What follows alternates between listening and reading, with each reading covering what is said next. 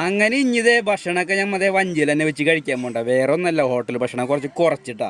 അപ്പോൾ അതിന് വേണ്ടി നമ്മൾ വഞ്ചിയിലെ കുക്കറും ഗ്യാസ് സ്റ്റൗവും കാര്യങ്ങളൊക്കെ മേടിച്ചിട്ടുണ്ട്.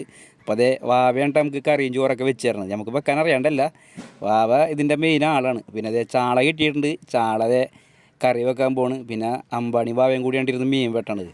അപ്പോൾ ഇവരെ ഫേസൊന്നും കാണില്ല, എന്തുകൊണ്ടാണെന്ന് അറിയില്ല. ഫേസൊക്കെ എടുത്തപ്പോൾ കട്ടായി പോയി. അങ്ങനെ അതേ നല്ല അടിപൊളി മുളക് ചാറാണ് വെക്കാൻ പോകണ്ട.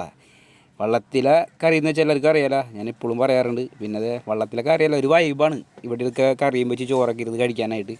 അങ്ങനെ കറി തിളച്ച് കുക്കറിൽ ചോറ് നേരത്തെ റെഡി ആയിട്ടുണ്ട്. അങ്ങനെ ചോറെടുത്ത് അങ്ങനെ ചോറൊക്കെ എടുത്ത് ചോറ് കഴിക്കാൻ പോകാൻ കേട്ടോ. ഒരു രക്ഷയില്ല, നല്ല ചൂടോടുകൂടി നല്ല ചാളക്കറിയും കൂട്ടി ചോറ് കഴിക്കാൻ പോകണം. മക്കളെ കാണുമ്പോൾ തന്നെ വായന്നൊക്കെ വെള്ളം വരുന്നുണ്ട്. ഒരു രക്ഷയില്ല കേട്ടോ. എനിക്ക് തന്നെ വിശന്നിട്ട് പാടില്ല എന്നാണ്. കാലത്ത് തന്നെ ചായ കുടിക്കേണ്ടതാണ് വീട്ടിൽ നിന്ന് വരണത്. കാലത്ത് തന്നെ പോകുന്നു കഴിഞ്ഞാൽ മീൻ കാണാണ്ടെങ്കിൽ പോരില്ല. അപ്പോൾ അതേ കുക്കർ സ്റ്റൗ ഉണ്ടെങ്കിൽ ഒന്നും പേടിക്കേണ്ട, വള്ളത്തിൽ വെച്ച് കറിയും ചോറും ഒക്കെ നമുക്ക് കഴിക്കാം, ആവശ്യത്തിന് കഴിക്കാട്ടോ.